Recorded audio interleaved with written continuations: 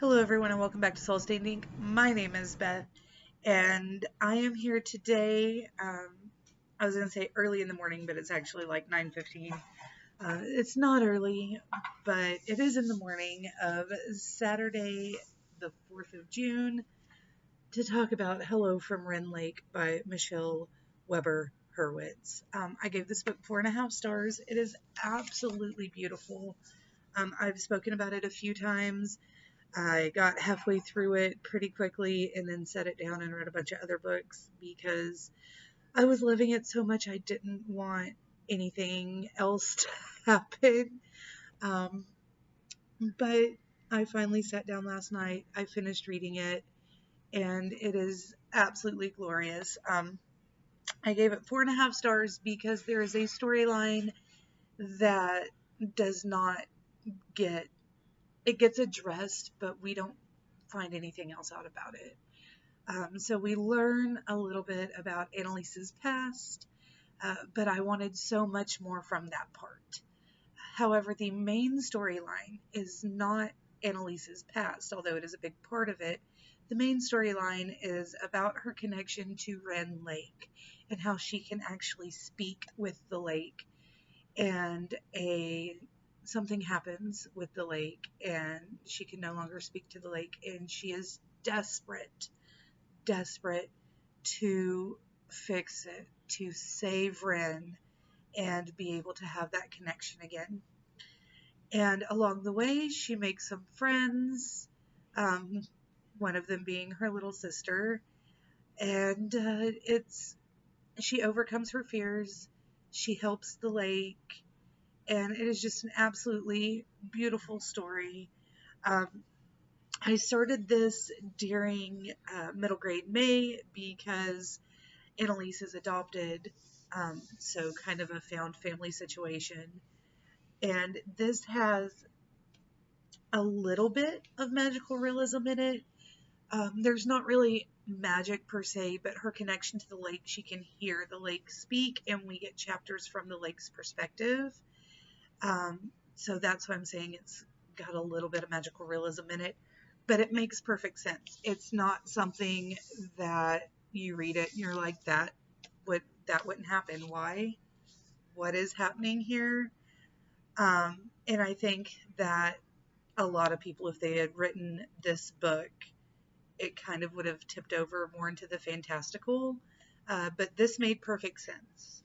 And it's just absolutely beautiful, heartfelt, glorious. And the only reason that it didn't get a full 5 stars again is because I wanted to know more about Annalise's past.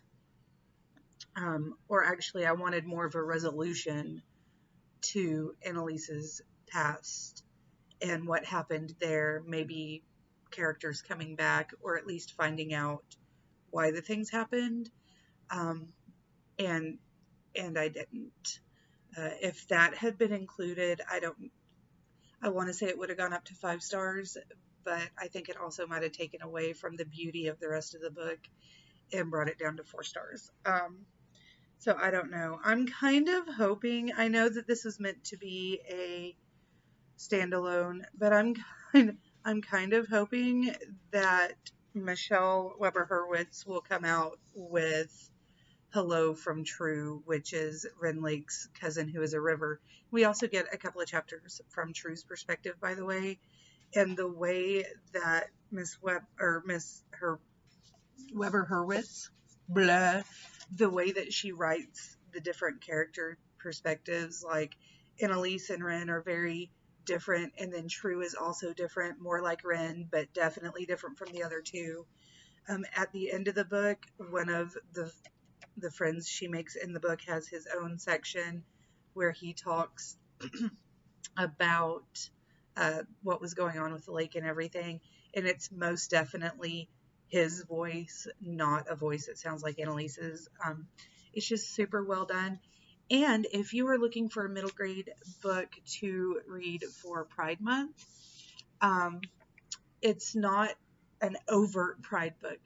However, there are a couple of times in the book where one of her friends talks about his boyfriend. It's not just thrown out there to be crazy. Um, it's not a huge part of the storyline, but he talks about like he was trying to change who he was because of this other boy, and he realizes he doesn't have to. And I thought that was absolutely beautiful and a really good way to just kind of slide that in there. Um, so yeah, this 100% recommend anyone, for anyone, middle grade and up, just go for it. If you are like 7 or above, pick it up.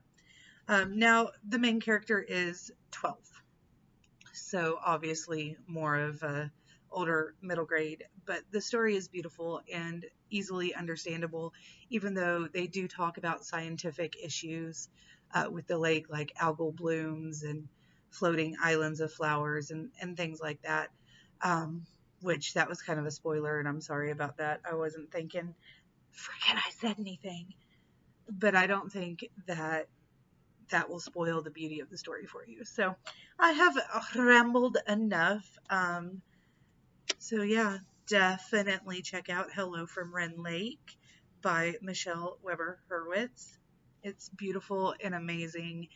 And if you are a teacher of middle grade aged students or know a teacher of middle grade aged students, this might be a great book to do some sort of co-curricular thing with science as well. I need to make a note of that because this does talk about uh, lake life and things like that. So definitely could be something that would be a good tie-in for units with science. I have a few of those now. This one and then a couple I read over the last couple of years that talk about different aspects of science, and that would be absolutely fun. So if you would like me to do a video over books that you can like connect to science class in some way, let me know.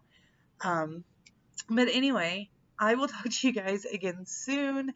We've got a big day over here. Gonna go hang out with my parents. They got a pool and the girls don't know about it yet. So I'm super excited, but I've got to like pack the girls because they're going to spend the night with my parents tonight. So I'm going to go get the girls packed and get out of my pajamas and, do adulty things. So I'll talk to you guys again soon. And until next time, please stay safe out there and go read this book. Bye.